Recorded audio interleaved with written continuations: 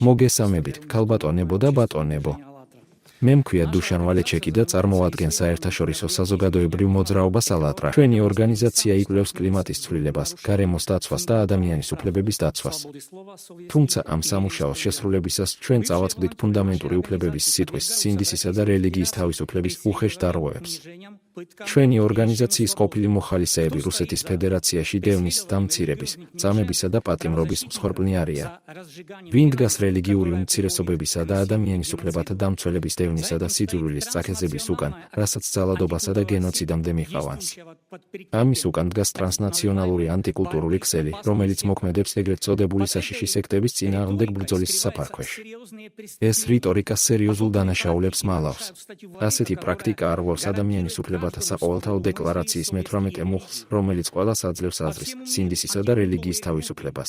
მთელ მსოფლიოში ანტიკულტურულ ჯგუფებს ბრალად ედებათ სექსუალური ძალადობა, მათ შორის პედოფილია და ბავშვებით ვაჭრობა, ასევე დაუცველი ადამიანების ექსპლუატაცია იძულებითი რეაბილიტაციის ბანაკების მეშვეობით. მაგრამ ეს პრობლემის მხოლოდ ნაწილია.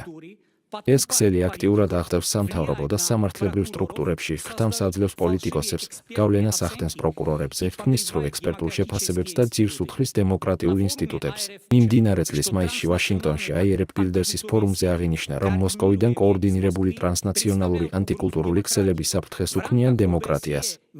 ეუთოში არაერთხელ წამოიჭრა რუსეთის FSB-სთან დაკავშირებული რაცირსისა და მისი ევროპული ქსელის, ფერკრისის საქმიანობა. ის, რაც უმცირესობების დისკრედიტაციით დაიწყო, ახლა თავისუფლების ჩახშობასა და ტოტალიტარული ტენდენციების ზრდაში გადაიზრდება.